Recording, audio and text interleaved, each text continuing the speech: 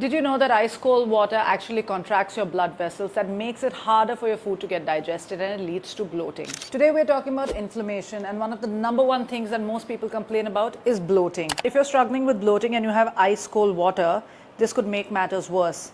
Instead, try drinking warm water, because what warm water does is that it helps move things along and digest your food easier and better. Now, what do I mean when I say that? No, I don't mean that you should just gulp down glasses of warm water during or before a meal. Rather, I'd like for you to take small sips of warm water during your meal, as this helps digest your food easier and better. Hello, this is Fit Chef, your fit guide to a fit life. Let's talk a little more about inflammation. Taking on from what I was talking about water a little earlier, hydration plays a very critical role in how you feel and how you're digesting your food through the day. So it's not just about the temperature of water, it's also how you consume it, when you consume it, and if you are staying hydrated through the day. The general hydration levels to follow are anything between 2 to 2.5 liters, for some people up to 3 liters, depending upon how much you sweat. However, it is important how you break those cycles of drinking water through the day. One thing that I really do not recommend is gulping down big quantities of water at one go just because you have forgotten to have water through the day.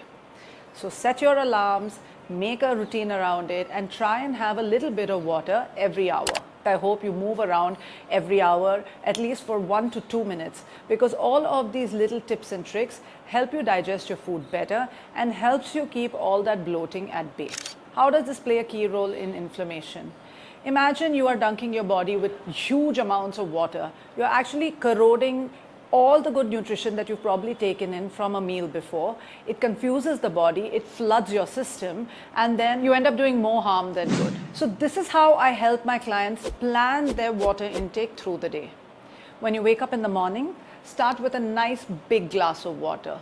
Sit down and drink it calmly. It should be room temperature with a squeeze of lime, preferably a little bit of Himalayan salt. It's the perfect electrolyte balance that you need first thing in the morning. Don't go down dunking liters and liters of water. One big glass is sufficient. And then you go about doing a little bit of activity, whether it is getting some natural sunlight on your terrace or a little stroll in your garden. Follow that up with another glass of warm water. Again, we're talking about moderate quantities of water, not to be gulped down. Sit down and sip on them carefully. You can carry on with the rest of your day, but if you're somebody who's going to head into a workout, I'd advise you to carry at least a liter of water that you can take small sips of throughout your workout. Again, if you're going to have large quantities of water in the middle of your workout or before your workout, it's likely that you're going to end up feeling crampy and bloated. Post your workout, hydration is super important. And this is the time when I advise a lot of my clients to add a little bit of dry amla powder, chia seeds, and even possibly a little bit of cucumber juice in a glass of water and sip it for a period of time. This provides you with a lot of vitamin C and helps you restore the lost minerals during your workout. Now let's talk about your meal times. It's very important how you plan your hydration around your meals. Try and finish a couple of glasses of room temperature water 30 minutes prior to your meal if you are on a fat loss journey. This helps you eat lesser than you usually would, and then quantity control is not a problem. Post your meal, try and give your body a 30-minute rest before you take in any liquids. It is super critical to not have cold water during your meals. You can have small sips of room temperature water, but I would advise you strongly to stay away from really cold or ice cold water altogether. Another thing to avoid during your meals is fizzy drinks. I know a lot of us love to have those fizzy drinks, especially if we are eating outside, but I'd rather push you to order a glass of green tea and slowly sip on it, especially if you're eating at a restaurant, because this helps flushing down all the oil and the fatty food that you are consuming. Always remember, it is the quality of what you're having and not the quantity. So I don't want you to gulp down jugs and jugs of green tea, because I see many people do that. Again, just take small sips and have it in small quantities over a period of time. Now let's come to your evening. Around 4:35 is when most people feel really hungry. And this is when you should be consuming your next dose of hydration. It really helps to have a couple of glasses of water before you reach out for a snack.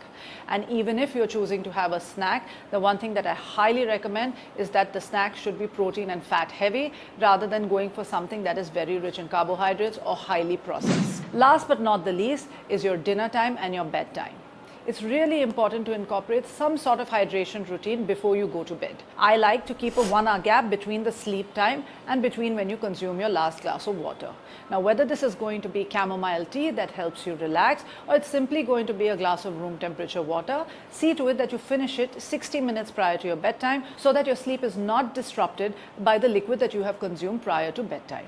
All of this information that I have given to you about hydration plays a very critical role in managing inflammation. Each of the ingredients mentioned, whether it was chia seeds, whether it's your cucumber juice or water in the different forms and temperatures that I have advised you to have, play a very important role in bringing down inflammation. But this is only one part of the process. If you are someone who's constantly struggling with bloating, cramps, discomfort post meals, or just wake up feeling bloated and bigger than the day before, then drop the word anti and I will share my anti-inflammatory 3-day plan with you that is going to help you make all the difference. Don't forget to like, share and subscribe for a lot more informational content.